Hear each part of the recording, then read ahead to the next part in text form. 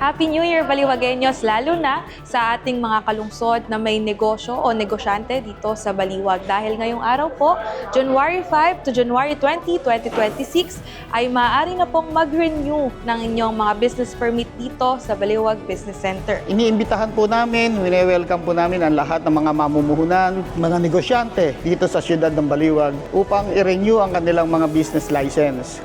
Tayo po ay nakaboss na, Business One Stop Shop. At dito na po, kasama na po natin ang mga co-locators natin, ang mga opisina. Kaya dito lamang po sa ating opisina ay mapaprocess na ang inyong business permit. Matatagpuan po ang ating opisina dito sa Baliwag Business Center, Pagala, in front of SM City.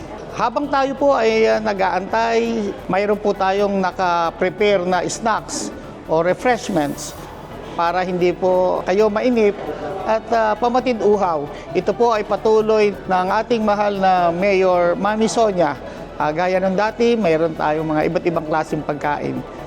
Muli, inaanyayahan ko po ang mga lahat ng negosyante upang i-renew ang kanilang business license. Maraming salamat po.